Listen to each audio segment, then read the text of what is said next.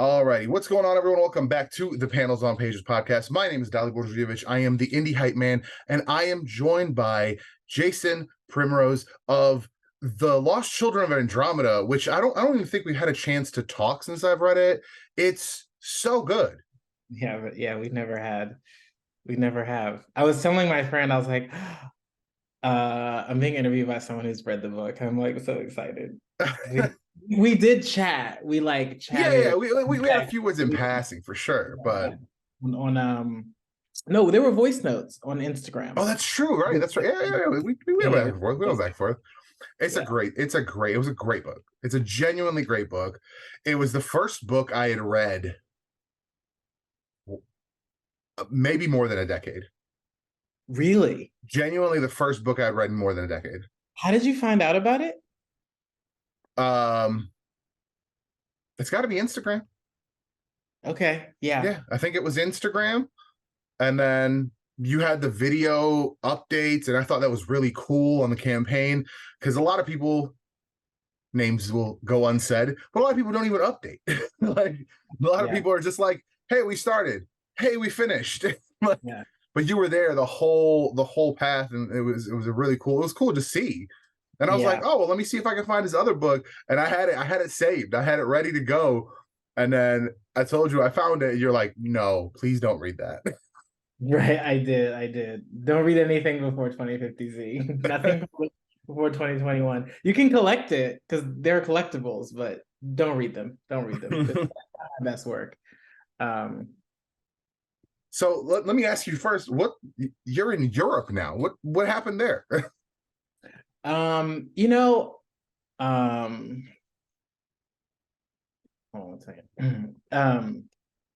I moved here because during the pandemic, I kind of fell in love with LA and I wanted to try creating somewhere else. It's cheaper here, which people don't like. Of course, they're like, oh, you moved to Europe. That's like so glamorous. Yes, it culturally, I would say it is, but financially, it's beneficial because it costs me like a third of what it costs me to live in LA to live in Portugal. Um, Wow. really one third. I mean, here eggs are still under €2. I can go to the store down the street and get like farm to table or like locally grown produce and almond milk and all that stuff, and I could spend like €30 and be good. So I just went grocery shopping like 2 days ago, and it was like $112, and I was like, what? What did I just yeah, do? What? yeah, and it's like bread, a pack of eggs, like some fruit, some snacks, like whatever. It's crazy. So I really felt the squeeze in LA, and at the time I wasn't working. And so I knew that I could probably get further, or that my money would go further if I was here, because I was working on I was living off my savings. But when I got here, I decided to go back to work, so I am working full time again. Oh, Um, okay, it just helps, for But sure. again, that will, one of the things too, I moved to Europe knowing that I wanted to keep writing and I wasn't feeling inspired to write when I was in LA. And I also couldn't afford to write when I was in LA. So now that I'm here, 2050Z was expensive to make. And I paid for most of it with my own like money doing consulting. So now I feel like I'm working in a capacity that I could actually afford to produce another novel that would have the same level of, um, quality and editing and imagery again. And I just didn't feel like that after 2021 during the pandemic. So all in all, I think it's a good new place to be because my money goes a lot further here, which means that I can use it for creative, more creatively. That's awesome, man. I mean, everything is more expensive now, so making that change, especially if it's helping you write, that's huge because we've all been there. We've all been to a spot where it's like, I can't. what's the next word that's going on the page, and we just don't know. So Yeah. if moving fix that, all the better. Yeah, it's yeah, definitely. There's something about here that I think there's a lot of creativity here. I mean, we know, um, at least in some capacity, a lot of the origins of mythology and sculpture and art and stuff come from here. So, when you're looking at 900-year-old architecture, it just uh, kind of imprints in your brain a little bit differently. So I feel like there's a lot of creative energy here that I'm tapping into, which is cool. You know what? I even think about that. But that's so true. Like, I mean, this country in America is what, 400, 500 years old. Like, it's not an old country. And you can look at buildings that have stood longer than this country. That's crazy. Yeah, literally. Absolutely. That's so true. That's true. Yeah, Portugal is like one of the oldest countries in Europe. That's funny. My wife was actually going to go to Portugal, specifically Lisbon. That's the wild thing. Yeah. Specifically Lisbon. And she's like, I'm gonna go there. She's like, what do you want? We watched there's a show called Somebody Feed Phil, Hmm. and this dude just goes around everywhere, just all over the world, and just tries all the local cuisine, all the local everything. And apparently Lisbon is like known for its like tinned fish. Like Yeah. that's the thing. And Sardine? I had just like about a year ago started like basically eating sardines every day, Yeah, because yeah, yeah. I hadn't eaten them in years. And I was just like, man, I forgot how good these things are. I never ate sardines in the United States. I thought they were so weird. There's this song that's kind of specific to Black people that they used to sing on the on the playground when I went to kindercare, and it's like sardines, hey, and pork and beans, both of which I hate. So I never ate them because I associated them with that song. So I get here, and I remember the first time I actually had sardines was in Greece, not in Portugal. And my friend was like, "Oh yeah, let me get a sard. We should get sardines." I'm like, "Ew."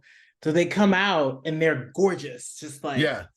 fish. They taste delicious. They're salted with like sea salt. I was like, "Damn, these are not the sardines I was picturing." Mm-hmm.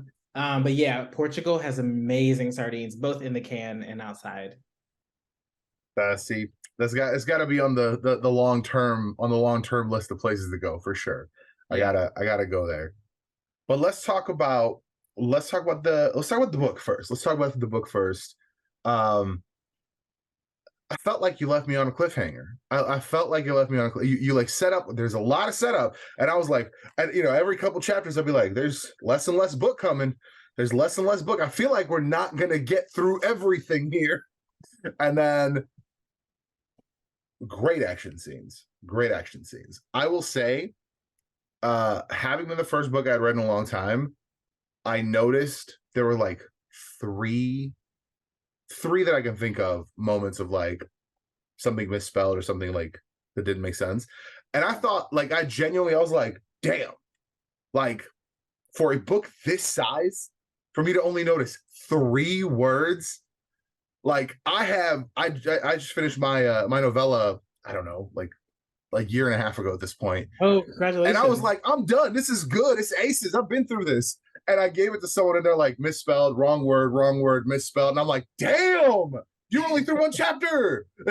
Oh my God. Like, you need to calm down. I need to just give me a minute. Let me breathe. Right, right. Let me take the first criticism. Now you're just like stacking it. So I really I honestly thought, and especially because I think that was my first. I'm like looking at my shelf. Uh, Second, it's my second foray into anyone like self-publishing. The Mhm. first one was a autobiography by a local public speaker who used to be like a real criminal in the area, like a Chicago Oh, area criminal. But he turned his whole life around, became a motivational speaker, things like that. Very interesting, fascinating story. But like that's the first book I ever got that was self-published, and yours was the second because I had never going Kickstarter. I was on Kickstarter for comics, so I hadn't right. even considered books. I was just like, I don't even know what like a book from Kickstarter would be like. But you had all Yeah. the art, and that's the thing that pulled me in.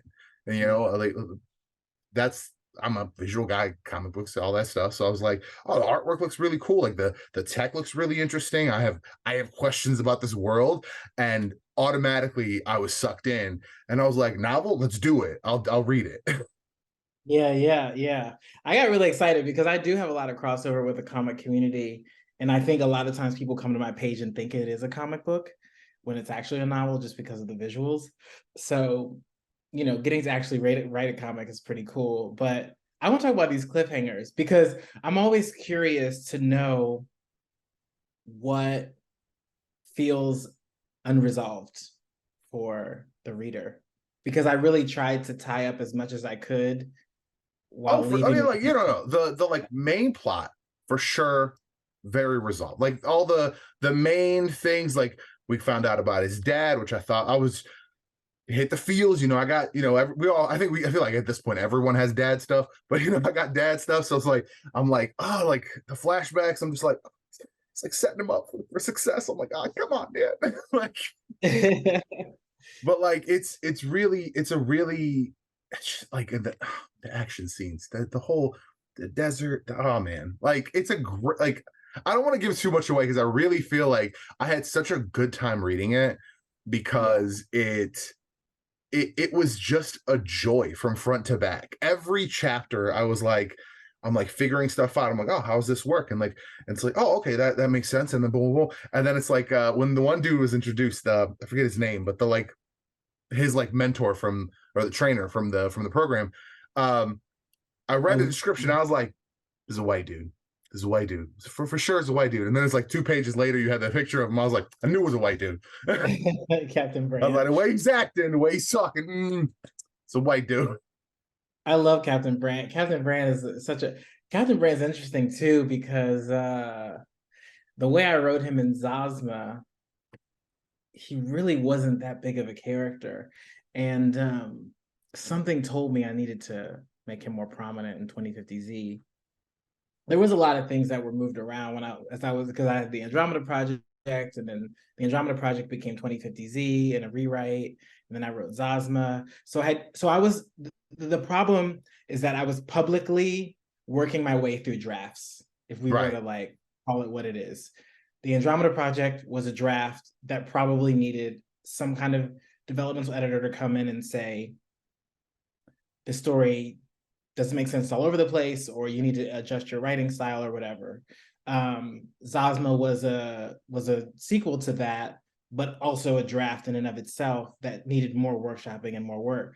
So with 2050Z, I went through all the steps, which included really developing the characters very specifically. So there's certain things that are interesting, like about Captain Brand, which I don't want to give anything away, but I remember when the editor got to that point that's pivotal for Captain Brand, and she said, you need to have something in the story earlier that the reader can point to that justifies this thing happening. And I don't know if you remember when Captain Brand is talking to Alistair in the plane when they're flying to De Los Muertos. And hold on, I'm gonna find it because it's this one line, and it's these little things, and I was like, how do you even? It's the breadcrumbs. It's the breadcrumbs because somebody was I was talking to somebody, and they were, or I was, no, that's where it was. Sean Eric, I feel like that's his last name. Okay. He on TikTok, he's doing. I think I tagged you in his video. He does the like the live podcast, and he talks to authors. He was talking to somebody who was a mystery writer, and he said, "Oh, like if your reader can't figure out the thread, if there's no chance for the reader to figure out who the person is, you're cheating. So like it's the breadcrumbs." Yeah. So he says, so Alistair says, I didn't know picking this life would cost me my family. And he said, one way or another, it always does. Sometimes to survive, you got to look out for yourself first. You can't save others if you can't save yourself. And that's like that one thing that he just says. And then Alistair breezes by it. He's like, but doesn't I never go home? My mom was there. And all that. I'll be honest with you, when that moment hits, I remember that line. Yeah. I remember that line because I was like, oh yeah. Exactly. So this is the thing about editing that's so important when you're working with a great editor who can see your vision, but also see beyond what you put on the pages, the emotion that you're trying to convey for the reader, and that those kind of those like little those micro moments Right. that have an impact. And so the interesting part is like getting feedback on something big and then trying to weave back through the text and figure out where's the small place you can inject that, that kind of phrase or situation or choice or body language or whatever. But what I'm curious, like, I know this is like your interview, so I'll let you ask the No, questions. no, no. No, no, no. Go for it. It's more of a free form discussion, so feel free. I think You you're, had a freeze? There you are. yeah. What are you curious about? Like, what do you want to know more about? Want to know, I mean, the origin of the powers. I like, again, I don't want to put too much from the Yeah. ending, but like I feel like there's just I don't necessarily, maybe cliffhanger is the wrong word, but like it's more so the same thing that like drew me into the book, like the seeing the bits and pieces of the world through the art. It's like, oh, what does this do? Like, why is the armor this way? Like, what is the armor like? Oh, why is like, oh, there's a lot of desert action in the background. Like, what's going on? Oh, she's throwing stuff around with her mind. She's got telekinetics. Like, I have questions. So like that's the kind of stuff that brings me in. So for me, like even when we got the answers and we got pieces, and I was like, I still was like, yeah, but how? Like, Yeah. like Yeah. zoom out, give me more. Okay, okay. Well, then you're gonna really love the origin stories That because I'm sure of it. I'm the sure of it. And so is that origin, what the arrival is? yeah. So yeah, this is the movie poster cover, but I'm sure you saw the cover by Kane White, and we For have sure. the cover by the Ian Sebastian. I So was just talking about him. I was oh just yeah, talking about Kane White with yeah, Brian Covington, because yeah, Brian got him yeah, to do yeah. a cover for him as well. He's epic. I mean, just incredible. I'm actually gonna go live with him on Saturday, I think at 5 p.m. 12 Nice. p.m. Eastern. I'm excited to chat with him about his process, his journey. Um, but so the origin stories are a zoom out and it's before you get to 2050 Z. Okay. So you really get to learn about all the characters. And so one of them will likely lead you into the novel because the novel picks up where the characters are in the present and the Sure. origin story are from the past. So, like the arrival, what I loved about writing this was that in the original prologue, you only hear or see Alistair's perspective. So Right. you don't really know what's happening. You only know what he understands, which isn't very much. In this story, you really get to see what's going on, including like Patrick and all of the things happening around it. So it is a zoom out and it explains a lot more Okay. about how everything came to be. So that's what's really fun about the origin stories. The next one I'm writing is for Florence Belladonna. And so we go back. I know everyone loves Florence. I'm like, Florence is going to be a smash hit. She bad. She bad. Like this is in every way. In every way, she bad. Super excited. So we go back to Florence. We get to see Florence while she's still engaged to the last president of the United States. Mm. We get to see her in her high society role, and and then we get to see how that leads her to being underground and undercover at the Andromeda Project. But yeah, so that's been a fun story to write, and it's crazy. It's actually that story is nuts. And I think it'll be So really fun. It's gonna be longer than this though, but yeah. is each so is like is the arrival, is that one like a single issue, or will that be like a mini series, No, four that's issues, just five? Alistair. Single issue, just Alistair, Okay. So just then Alistair's origin story. Yeah. will each one be a single issue? Yeah, each one will be a single issue. They may not all be short. They may not, like, this one's actually 40 pages, so it's pretty long. Sure. So I think honestly, Florence's is probably going to be more like a mini graphic novel than a comic issue, unless I broke it up into different things. But yeah, then I'm going to do Lisa, Captain Brant, Dorian, Bridget, and Delamar. And I've already specced out like what they'll all be about. And then after I finish the heroes, I move on to the C20. So then I go to XBA, Shahar, Vani and Tranjam, Dr. Jarabi, Jiro, all of those. Oh shit. Sorry. I didn't mean to say that. That's all right. Nothing. That's all right. Yeah, we usually do full spoilers, so this is new ground for me too. Yeah. And then we go to the neutral people like Eileen Jordan, Russell Asher, Nightcaster. We'll touch on Zazma's origin story. Some of the characters that appear at the end that I won't mention. That's like Celine. And then some of the more cosmic characters that show up later in the series. So that will frame out how we get to 2050Z. And because there's stuff happening in the Andromeda galaxy, there's stuff happening here, all these disasters that people are witnessing or a part of, and all of that leads them to this mission of trying to save the world through one way or another. So yeah. It's gonna be fun. I'm very excited to read this. This entire series sounds fantastic because this is the kind of thing that kind of, this is the stuff that I was wondering, because like you said, the prologue and like the first couple chapters are all from Alistair's perspective. Yeah.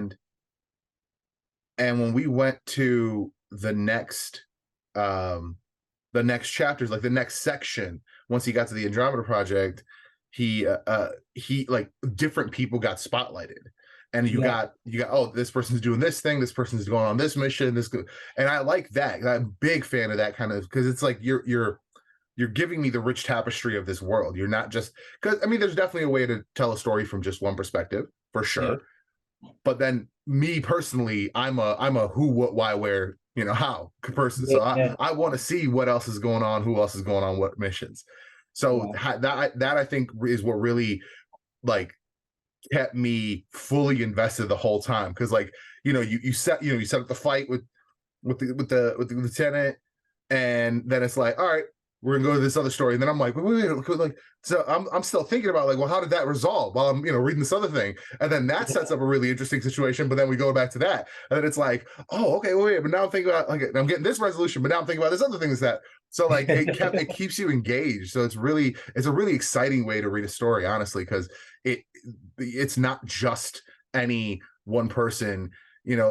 That's why I think I love like team comic books, like Justice League, X-Men, because there's so many disparate like characters. They all bring different stuff to the table. So it's like you can see a few pages or even a few issues following the perspective of Superman or the perspective of Wolverine of a story, but then in the next run it'll be Jean, right? It'll be Batman. Like, and I like that.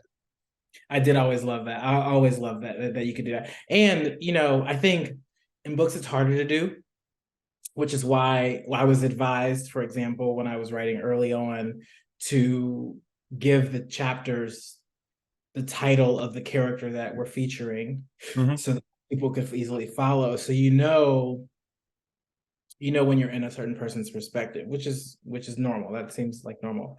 What I love about comics is the visual context you get that reorients you right in the character's perspective that you don't get in a book. So you have to be told, whereas in a comic, when you're looking at the scenery, seeing the character on the page is like enough to know that, okay, now we're back with this person again. Right. So it's like, how do you do that with a book? I was advised, being that I was like an early author, not to try to write a multi-character POV novel. People advise strongly against that. And I just didn't care. I had just read Children of Blood and Bone. I felt really confident, and I didn't really know another way. I was like, I just have to do it like this, because Lisa's story is so important to me. And when I was writing the story when I was younger as a kid, both those characters had such rich depth that I told both sides of like what they were going through. And so I don't know. I'm curious too, because when I did the book club, people really didn't like Lisa at all. especially at the beginning. Yeah, I would say she doesn't necessarily come off as like likable, but for the way I read it, is it really felt like it was a survival mechanism. Like there, she's in a very, very particular circumstance, so that the who she works for and like the power position in play, like just there's a lot going on, and I Yeah, think the role she takes is very much like a survival mechanism. And I, having been a person who's had to rely on survival mechanisms in the past, I get it, and I get how that could come off badly. Like I get yeah, how people could kind of like that could come off as like cold. Um, so for me, like I can understand why people would not like her, but yeah, I don't necessarily say that.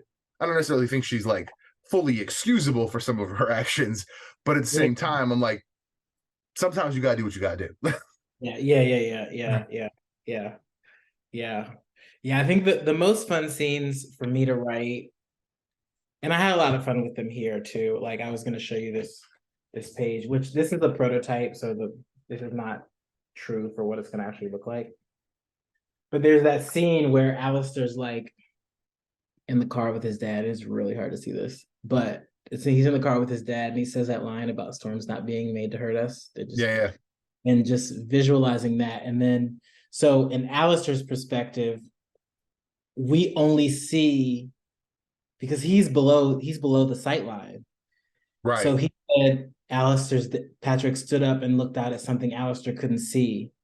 And so now we get to see what Patrick was looking at. And it's this right, crazy fucking power plant that his dad's been working at and on since, since they've been trying to stop what's coming.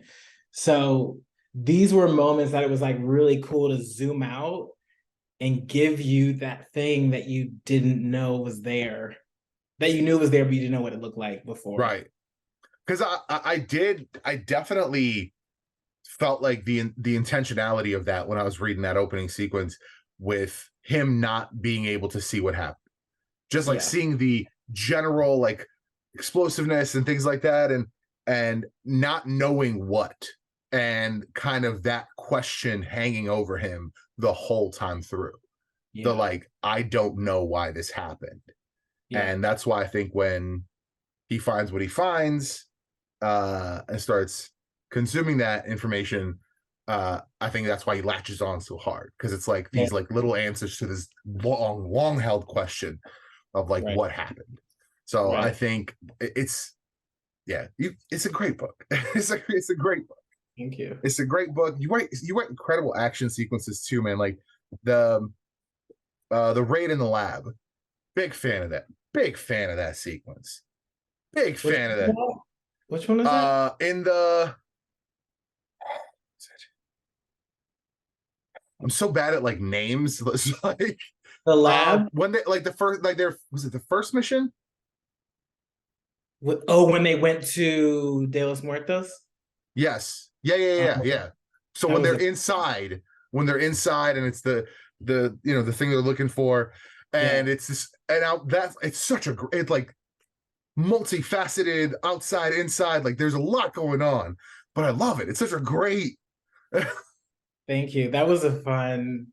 Oh, I rewrote that scene a lot. I rewrote that scene a lot. Yeah, I rewrote that scene a lot. And I remember when I started to look at like visual references of like what something would look like if it had been overgrown for 15 years. And I was trying to guide them through navigating the building and then the original version of the building and all of that, and the ambush and all the and all the stuff that happens in that scene. Or sorry, I gave something else away.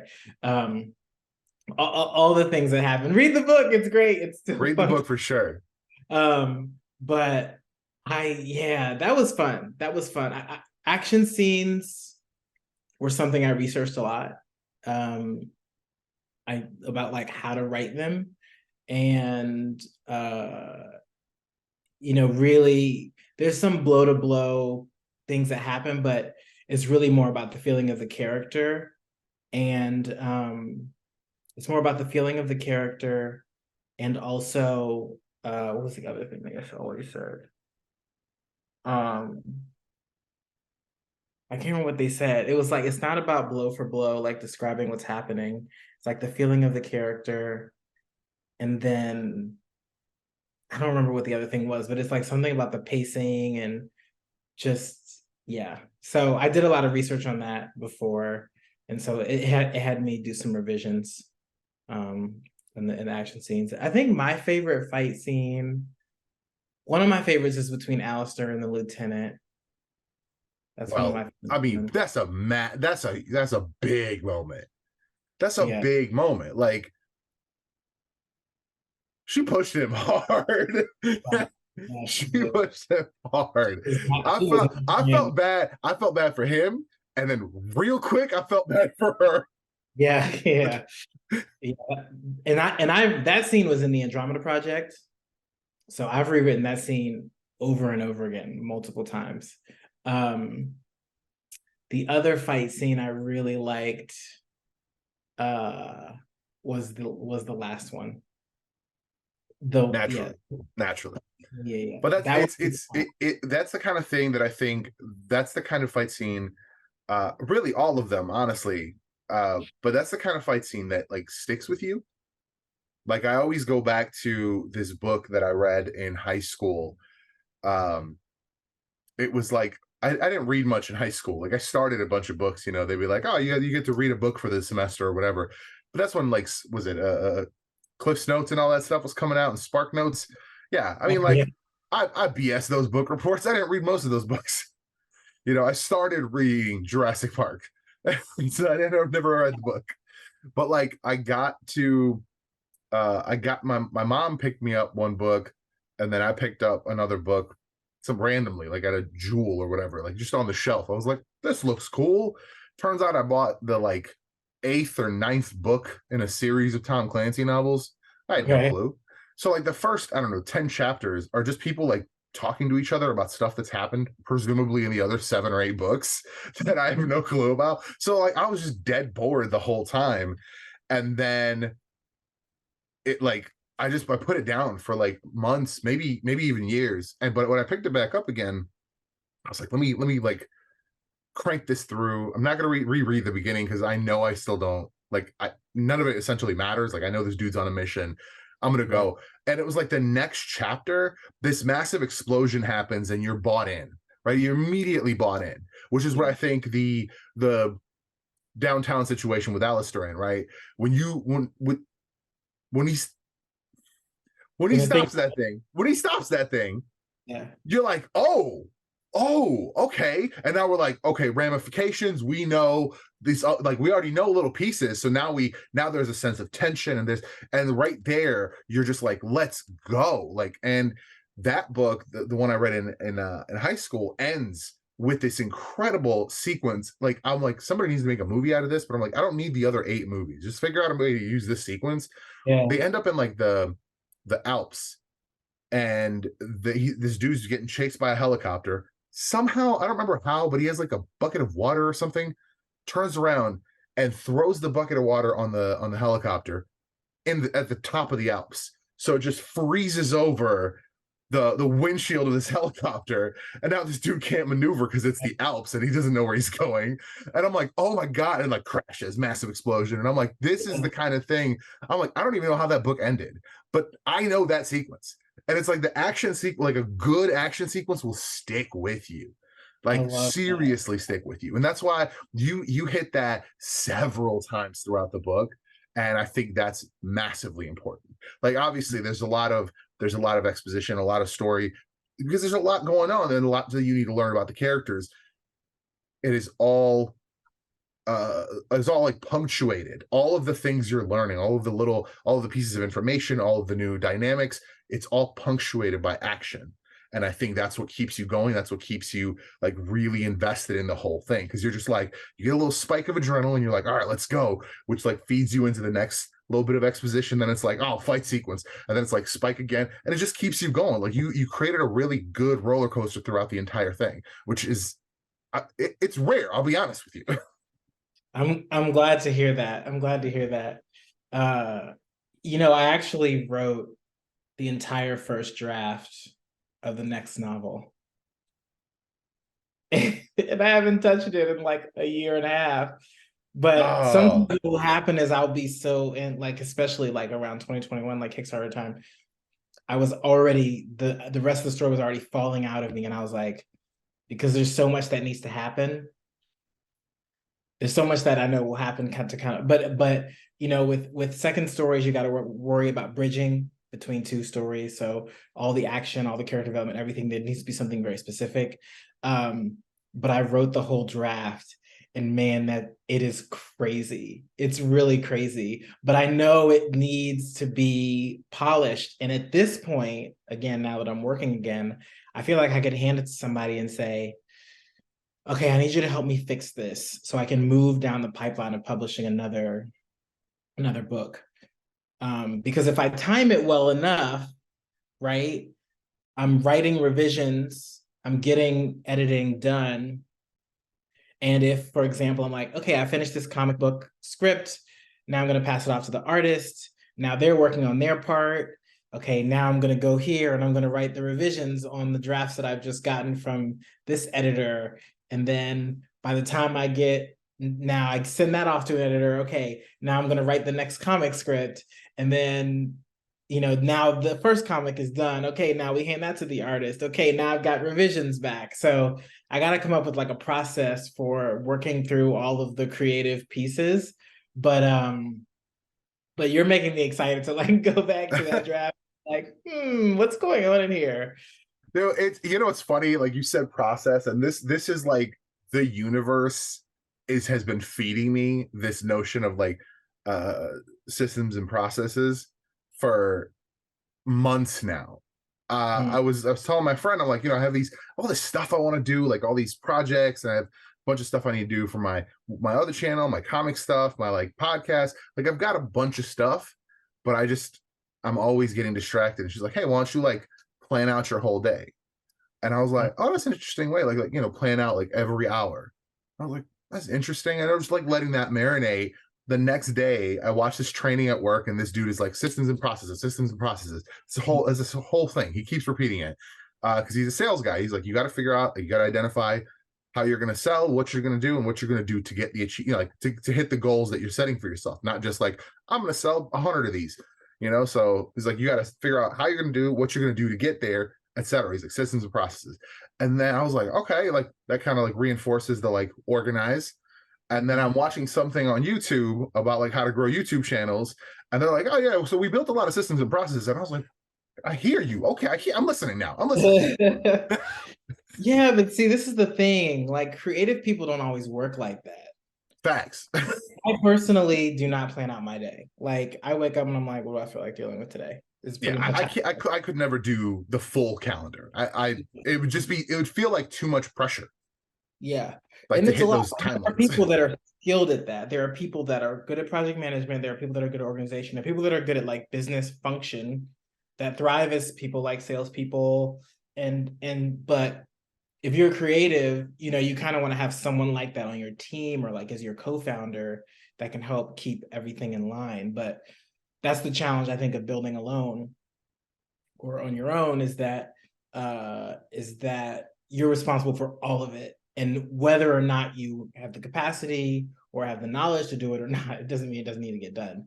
So, for me, my work history is in somewhat of project management, brand management, where I've had to do things like create, creative briefs for photo shoots, social calendars for social copywriting, email calendars, campaign calendars for web changes, and what pictures are going to go where and what copy is going to go where and during what week and how is that story being told across all of the different things. And so I kind of had to learn that, even though it's not natural to me.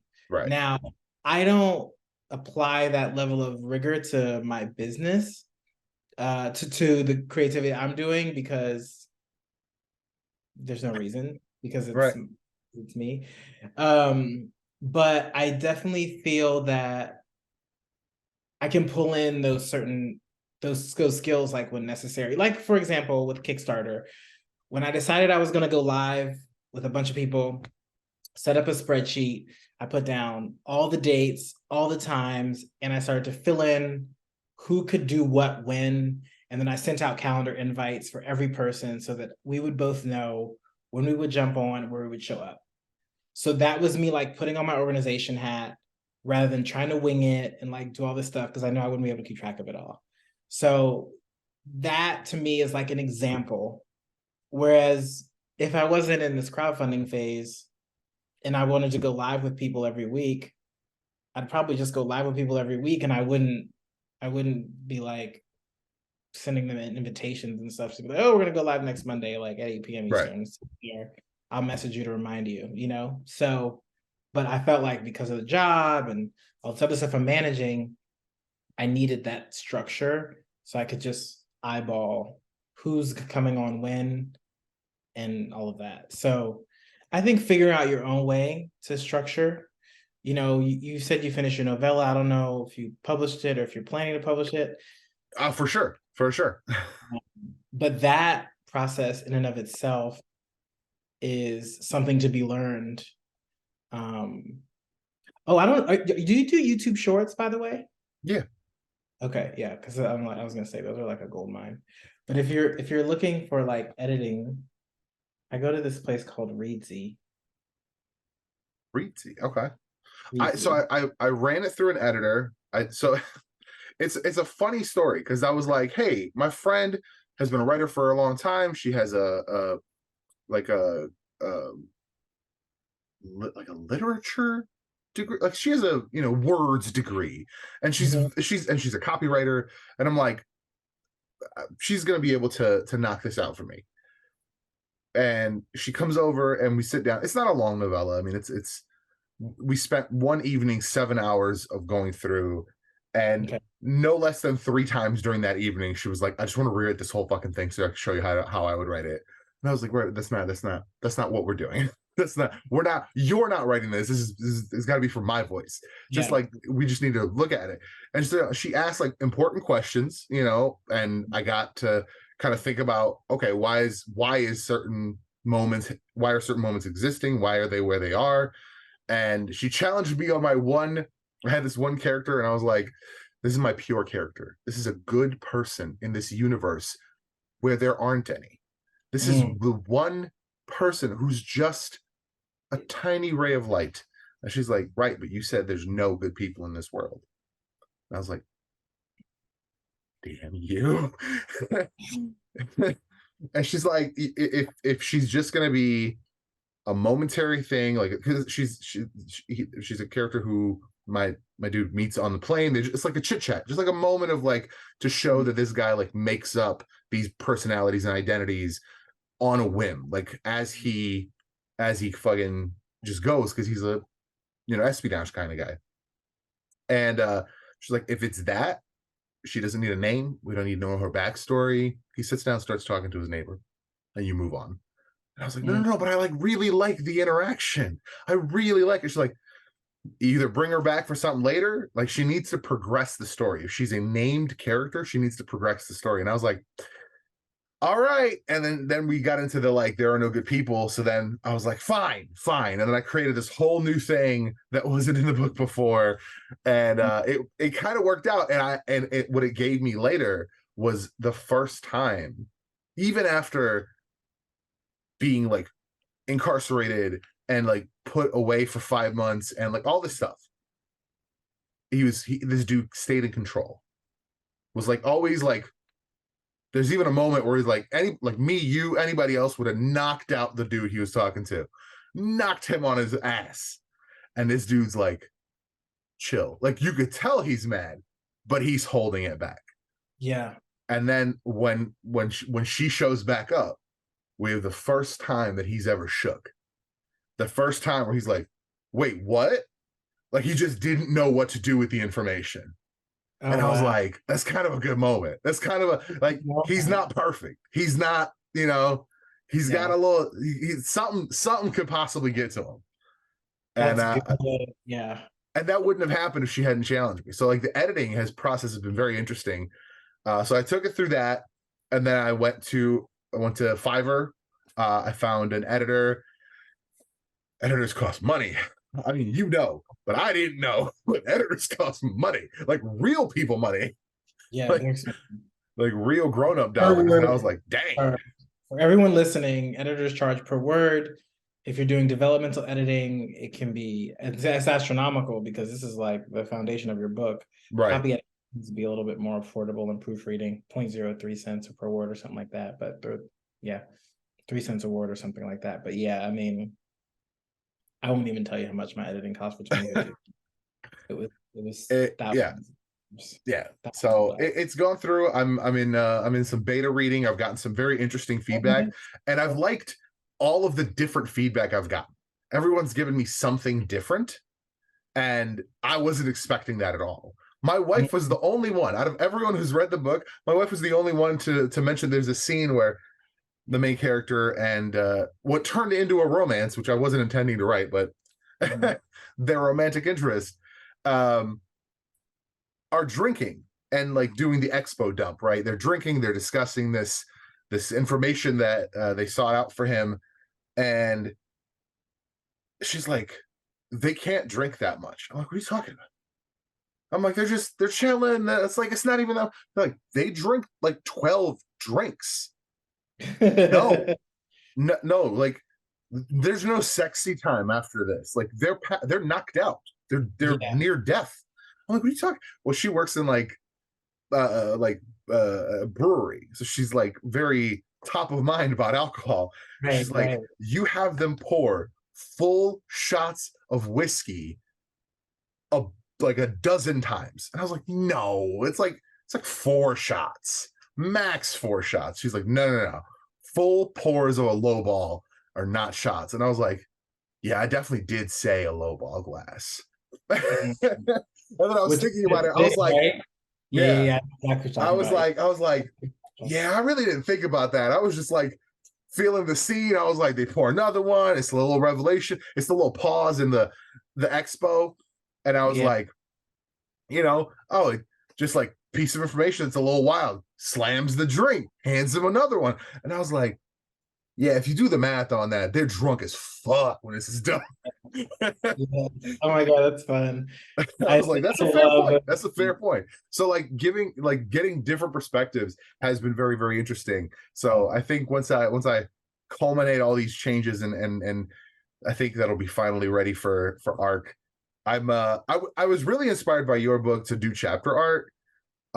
And I've just finally started talking to some artists, and a friend of mine was like, hey, if you want to create some continuity between your book and your comic, because this is like in the same universe, this is like a prequel basically, you should use the same artist. And I was like, damn, you're so right. I'm like, that is a perfect point, because then that, like, the person who reads the novella picks up the comic, they'll be like, oh, it's the same art, it's the same vibe. And I was like, that's a really great point. So I just started having a conversation. It's like, just the art, we're gonna be looking at $1,000, and that's before I even touch printing. That's before I even touch shipping. $1,000 for just art, and I'm like, it's not an unreasonable price at all. Like, it's it's 6 pieces. It's like it's not a ton of art, but art is art. Art is valuable. Yeah. So, but it's just it's gotten to a point where I'm like, I kind of want to just put out a super limited, straight paperback, words only, no chapter art, make my own cover, like the cheapest stock paper, like almost like an old school pulp novel. Like something like, I want people to like carry it around, pocket it. I want people to take notes in it. Like, yeah. Oh, I see. And then work up to, like, when I do the collection of the comic book and all that stuff, include it chronological order, of course, because that's the only way I do things. So include the novella in the like eventual hardcover collection of everything with the chapter art from the same artist. And I was like, that might be the way to go, because I can pay for printing, because I did the math, and like the cheapest, it's about $500 for 250 copies. And I was like, I would only get like 250 copies. That's a lot of copies. I would not recommend buying that many copies. Oh, I'm gonna take them to shows. I'm gonna take them to conventions. I'm gonna hit conventions with them. Yeah, I want to have some stock. Oh God, I see what you mean. I see what you mean. Yeah, something about simplicity. I mean, I would say if you're gonna spring for anything, I would spring for a cover because the cover is the reason anyone's gonna buy anything. Like when you're setting up your display, like the interior art was an extra thing for me. But here's the thing that happened. I started creating the artwork for Lost Children of Andromeda before I had finished the book. And Oh, the artwork was only for social media. So I made it so that I could build an audience around the concept of the book coming to life using sure. the art. And then someone said, why don't you put the art in the book? So that's Mm, how the art came about. I did not originally intend to have the art be part of the novel. I did used to draw art in the novels that I wrote as a kid, but I didn't realize that connection until way after I was looking at, old pictures of things, and I don't have the original writings anymore, but I was remembering my writing journey. And I was like, oh yeah, I used to draw pictures like at the ends of the chapters, whenever. So it makes sense that it goes there. But no, originally I commissioned artists so that I would have content for social media, and I used every element of it, right? So it's the sketch, the choices of the sketches, it's the line version, and then the color version, and then that was how I was like populating my feed on Instagram before I published any of the books, the Andromeda Project, Zosma 2050Z. But if and if I went to a publisher, they probably would have told me to fuck off and that they weren't going to pay for any art. So right. that was the personal choice. But I'd say, the cover is important. The art is an extra for that reader, but I think you want them to really anchor to the story first and foremost. And so releasing later an art version just is like a new thing. Or But like you said, it's a collectible. collectible. It took me years to pay for the art. So it probably extended my publishing time by a considerable amount because I could only afford a certain number of artworks every month, which was like two. Right. And so I started doing artworks for 2050Z in 2018 Wow. because I had finished the draft then, and I didn't publish it until 2021. So it took me Dang. a really long time to pay for that book. And that's art editing. I'm like bouncing back and forth. Okay, what can I afford this month? What can I afford this month? So it was a dancing game throughout that whole time to produce that. Yeah. Yeah. It's a everything costs money. Yeah. That's why I've been sitting on a script for a comic book for 6 years. Yeah. Yeah. Like But because art comics are costs much money. more affordable. Comics are much more affordable. I mean, Well, for you could, printing, sure, certainly for printing, but yeah. like the artwork, I envy the writer artist. I envy a Jordan P. Jackson who can Right. knock out his own artwork and his own story. Yeah. Because I decided years ago that my work was not production quality. Mm, So I draw, but I draw for fun. I draw just to kind of keep my skill up and just to process. Like sometimes, I do there's an app called Sketch of the Day, and they just give you a word, and mm, sometimes that's a very plain thing that happens. Today was map, so I just drew like a little map indicator, some line work. It was very simple. But other days, like there was one that was Swift, and I ended up drawing the character Swift from Authority, which I oh, had never drawn her. Like I'd never drawn yeah. her. I'd never thought about drawing her. But that was the first thing that came to mind. And I was like, yeah, I really should draw her. And then that's what I don't think I did.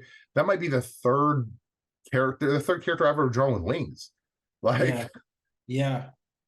so I mean, like the it, other thing is like giving yourself time too. I mean, if you want to make a comic book and it'll take you a year because you can only afford a certain number of pages a month, I'd say just start, I mean, get the script, you know, reviewed and edited and polished. But, like I said, it took me 3 years to bring a book to life because I was doing the whole art thing. And if you have a vision for your story, for example, with the chapter art, you might feel so accomplished about it knowing that even if you did $100 for 10 months to pay for the chapter art, that at the end you would have a book with chapter art with like a dope cover that you would Right. just, yes, I'm going to, I'm going to Comic-Con. And whenever I hold 2050Z, it's like my baby. I know that I put everything into it. When people look at the cover and they double take and they walk up to the booths to hear more, it's like, it reminds me that I'm like really glad I took my time, and I'm really glad I invested in what I wanted the final product to see, because it's possible. It's just, it may not happen as fast as I want it to or as fast as I think it should, but I'll make it happen because it's me, and you'll make it happen because it's you. It's just maybe the timing is a little bit longer because of whatever constraints there are financially. And then there's also crowdfunding, which, Right. $1,000 to cover the art, or maybe two to cover the art, and then maybe like a digital copy of the book or something. But yeah, so it's those types of things, I think, things to consider when you're deciding like what to do. You've already waited this long, like, Right. You're not wrong. You're not wrong. I thought I was done when I finished the book was it like early last year? I think it was. Yeah. I finished it. I put the end, was the end question mark. And Yeah. I was like, man, it's like, there's like room in here. Like, there's all this room. It's not in here no more. Like, there's all this other stuff going on. Literally the next day I was driving, and like I started connecting dots for other stories. And I was like, oh man, I gotta hit record. I don't want to forget none of this stuff. Oh, So voice notes are the best. yeah. I got a massive voice note from that day because I was just like, I don't remember where I was going, but it was like a half-hour drive. I have a half hour, Yeah. a half-hour recording. Do you have AI to like transcribe? Because I know a good app that you can use to transcribe it. Because see, what I'll do is I'll tell the story on the voice note, and then I'll have Otter AI transcribe it, and then I'll copy and paste it, and I'll polish it up. Okay.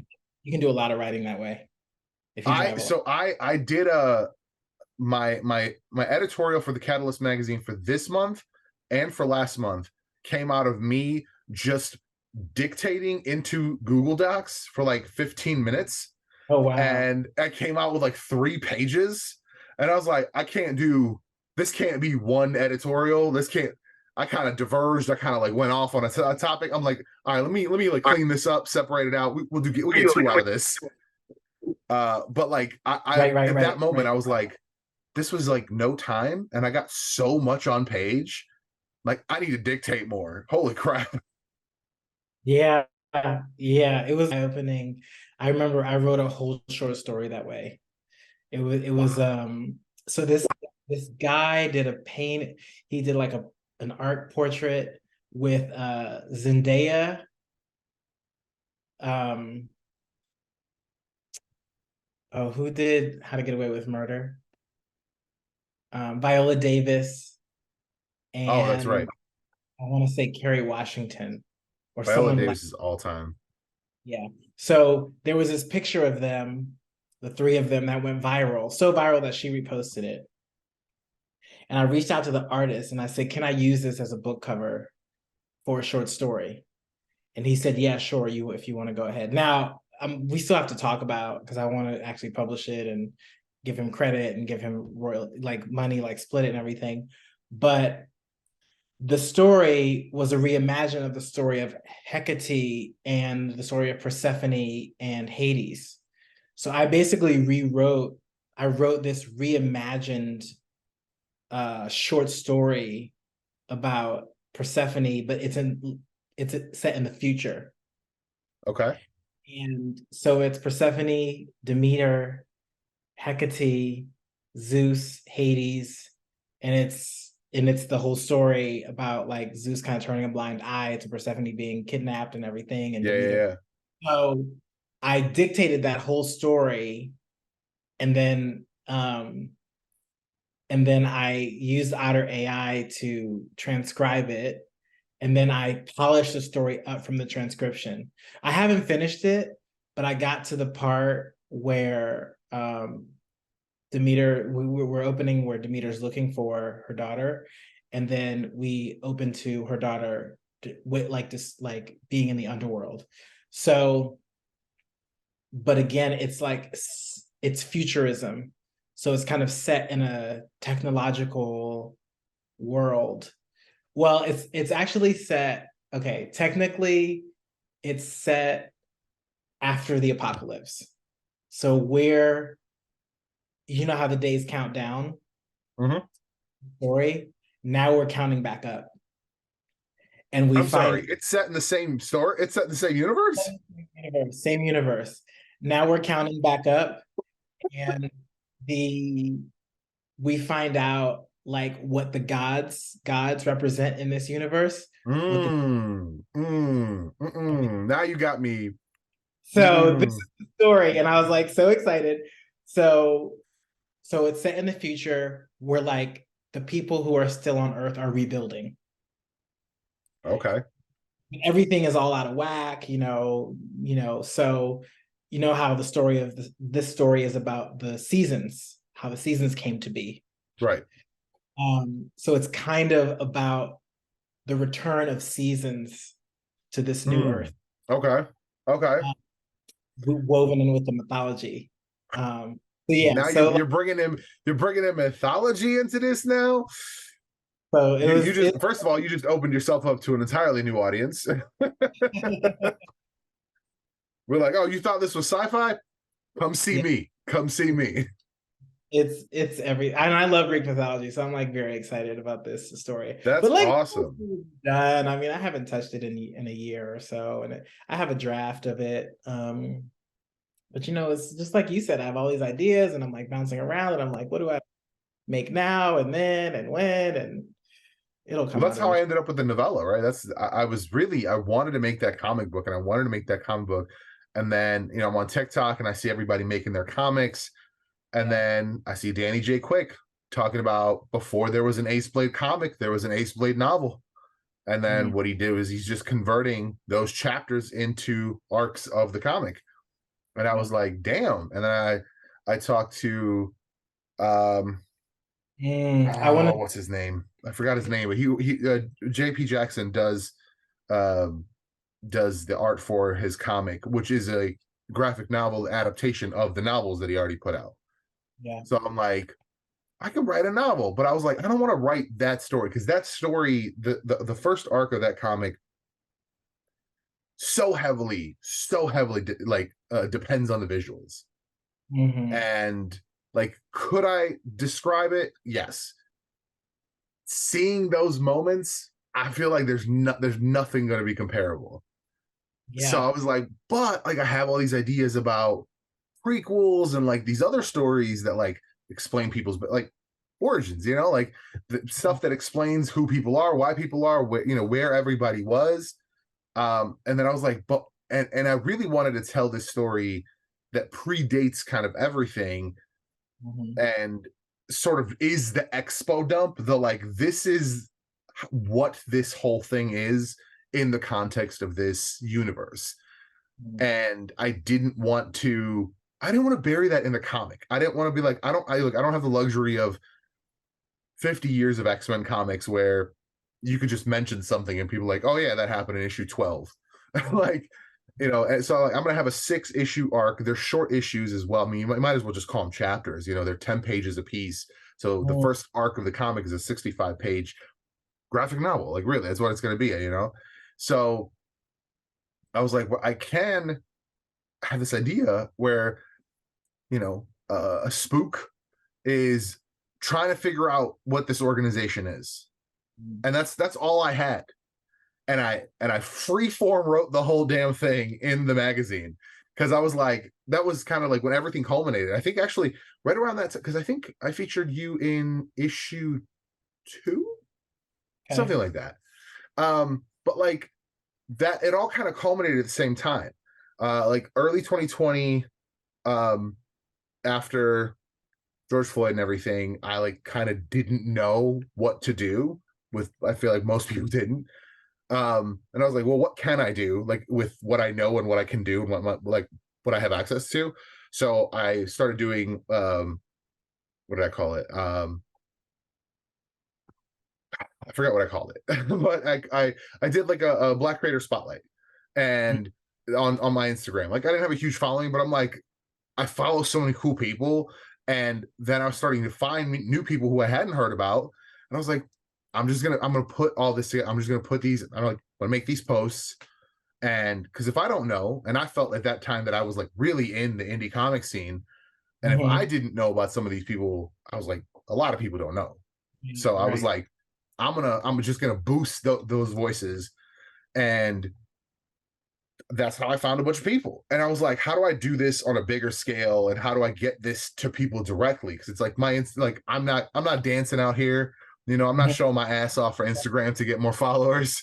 So like, how do I get more people involved? And I was like, oh, I can do this magazine, and Mm. that's where it all kind of started. And I was like, well, this could also be an excuse for me to write. Like, there's a deadline, right? I'm going to say this is going to be a quarterly magazine. All right, well, by the beginning of the quarter, I need to put this magazine out. So I need original content in it. I gotta write. It was kind of a way for like force myself to write. So I free form wrote this whole novella through the magazine. So like the first 6-7 chapters, the first 6-7 issues, I put the whole novella out. And the first chapter, I went back and forth with my friend, and we like edited it.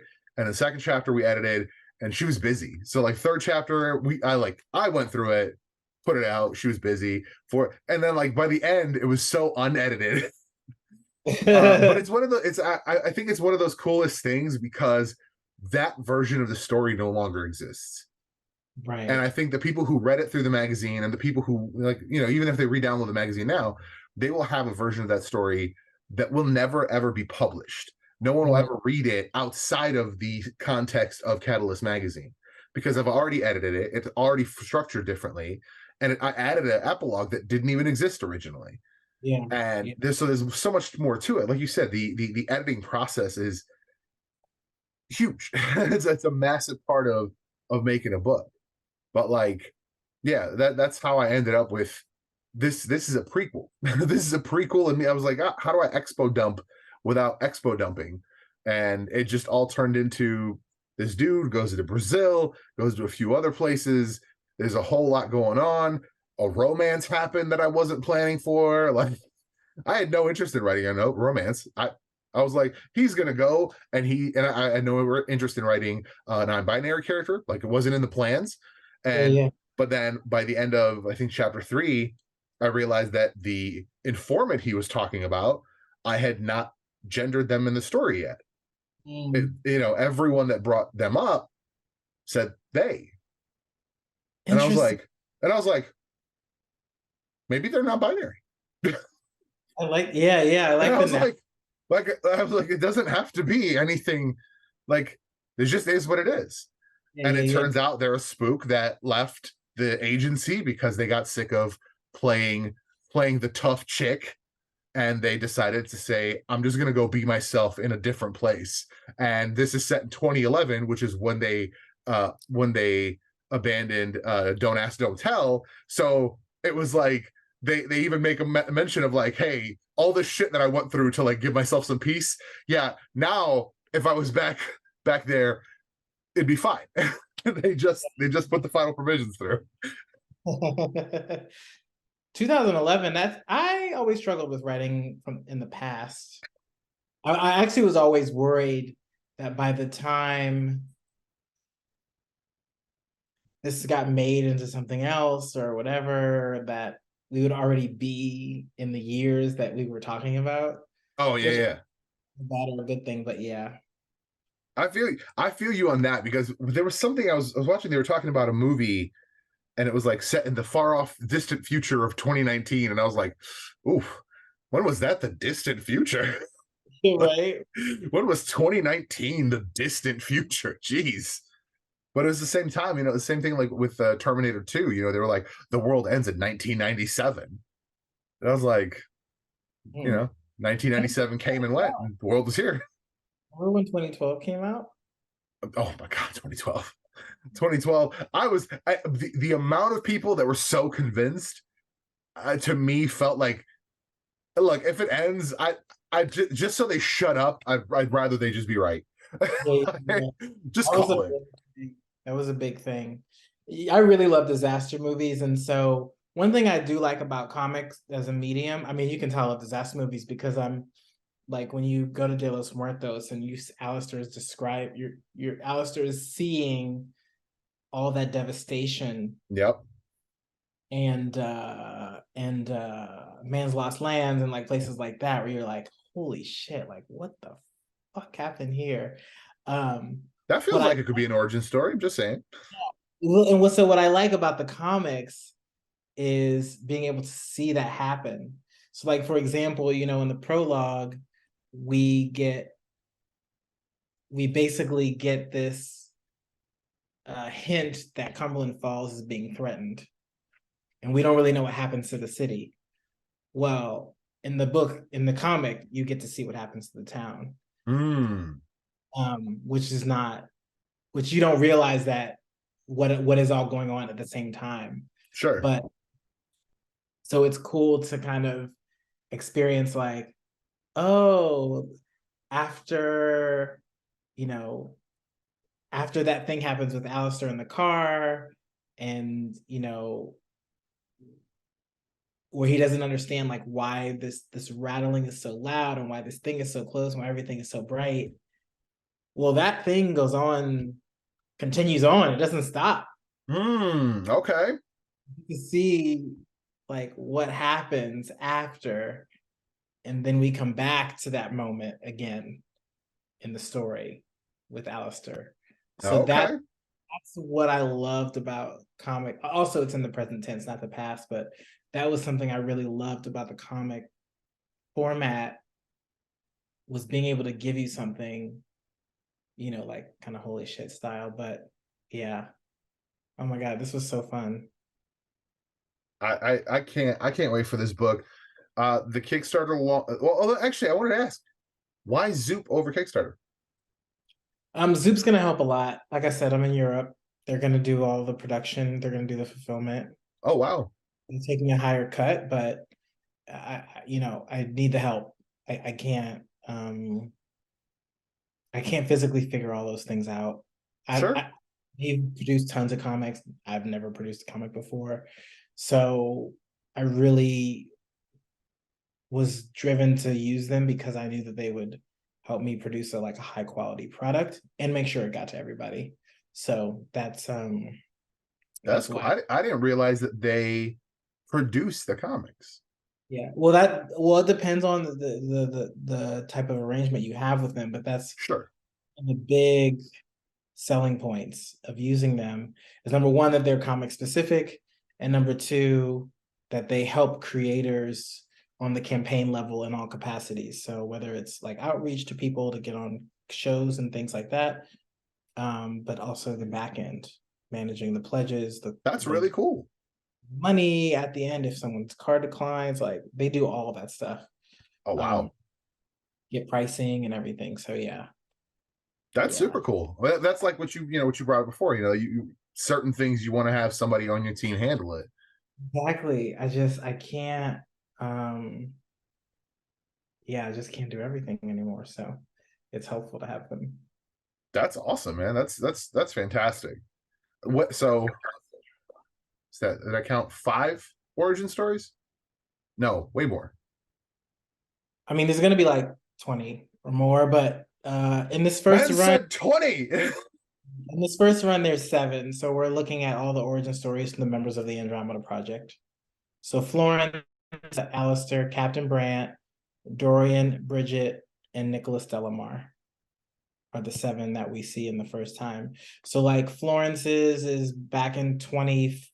Oh, but you know what? So remember the last Kickstarter? I don't know if you got the character cards. Remember the character cards that we had these character cards. They were physical No. cards. And on all of the cards, there was a last scene day. And Mm. they were last seen before the countdown. So Alistair's was not technically 2040, even though it should have been. It was day 215 because that's when he stops the thing and then disappears. So, but like Bridget was like day 426. Lisa was day 426.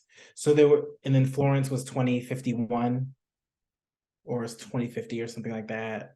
Some people were like 2048.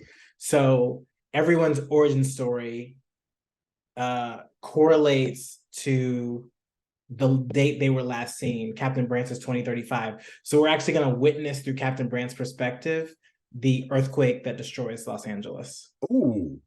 So like all the stories,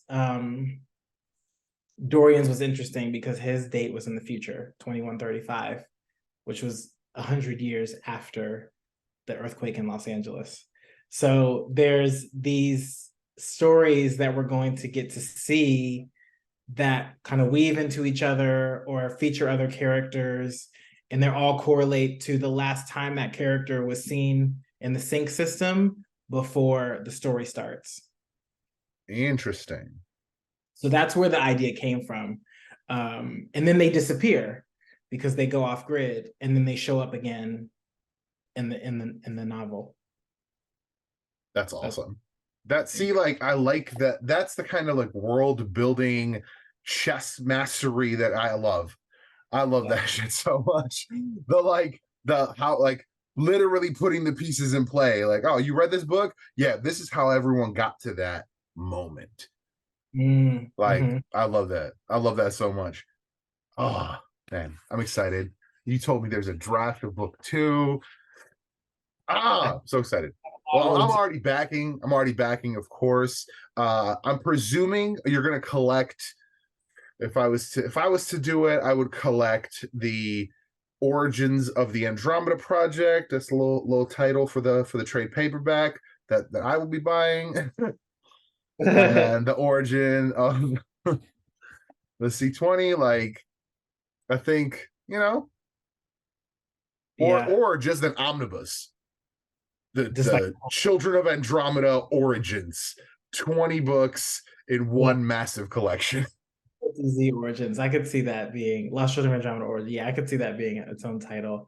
Yeah, I wanted to title each of the books, but as a compilation, it would probably be like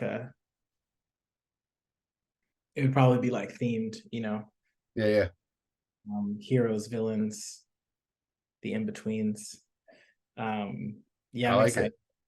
I like it. Tonight. I'm so fired up. I'm excited. I'm gonna write tonight. Awesome. Love to hear that.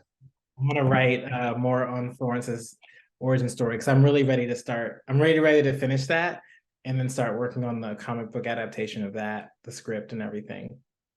So it's gonna take me a little bit of time, but yeah. Fantastic. Love to hear it. Let's give the people the address. Is it just zoop.gg/the arrival? Zoop.gg/C /the arrival. Yeah. /the arrival. Okay. Yeah. All right. And we'll, of course, have that noted in the description and the episode notes. Jason, it's been a pleasure catching up. I'm so psyched for this new project. I'm so psyched. There's a draft for another book. Your books are going to be the only ones I'm going to be reading physically for the rest of the time. I think. I mean, everything's been audiobook or Kindle, but I'm like, I just like every time I look at it, get a nice little trip back through memory lane. It's right there. That's why I got to keep up the quality. I'm like, these are collectible items. Like on the shelf, it's got to be so beautiful. So yeah, I'm excited. I mean, you're making me excited to write books again, which is funny. Because now I'm like, oh, I want to go back to the draft and like polish it up and then send it to an editor. And yeah, it just makes me want to go back into the process, which is good. That's why it's nice to share your work and put it out there, because you do get a lot of reinforcement. For sure. All right, well, that's going to be it for this one. Why don't you give us the socials? Where can people find you? Where can people connect with you to check out the Lost Children of Andromeda universe of books and comics now? Yes, Lost Children of Andromeda at Lost Children of Andromeda works for Instagram, TikTok. I'm still working on my TikTok presence, but yes. And there's a Facebook page, Lost Children of Andromeda. And yeah, that's where you can find me. I'm also very encouraged by you talking about how active I was in the last campaign. So I'm gonna work on my videos every day because that was one thing that I really enjoyed, but this time I haven't been. I'll be honest with you, I don't read nobody's updates, but every time yours came through, I was like, "There's a video. I don't have to read nothing. This is perfect." Yeah, I love the video updates, which I can't do with which is I can't do with Zoom. But you can do TikToks. I can't do TikToks, and I can't do. I promise I will put one out tonight. Thank you for the motivation too. And hit up Sean. Do the Between the Pages podcast. It's a live. It's 30 minutes. Yeah. And you just get to his audience is very, very engaged. A lot of people were asking, people had some really interesting questions that you do a reading selection from your book. So you can give them a nice little action spot, or you can give a nice little exposition spot. It's a lot of nice spots in the book. I'm just saying. Yeah, I signed up. I'll be on there in January. He has a lot of. It's very. Dang, is he that far back now? Yeah, he's. Wow. He lets you book through a link, so. Yeah. People. I mean, it's a really smart way to do it. That's. I gotta put together a link. That's a good idea. I might do that too. But yeah. Well, enjoy the rest of your afternoon, evening, and I'll talk to you soon. I'll be live tonight with TJ from Ray Comics. Love TJ. Awesome. I'll make sure to check that out. On LCOA. So I'm excited. TJ is one of my good friends, so it'll be fun. TJ's awesome. All right, guys, that's gonna be it for this one. Thank you for watching. Thank you for listening, and we'll see you in the next one. Like a lucky charm. Now I gotta keep this shit a bucky bomb. That's why they book it. I'm noble. I come with the gas, but I'm keeping it mobile. Whatever they said, cool. Take a toaster with you when you swim, motherfucker. That's dead cool.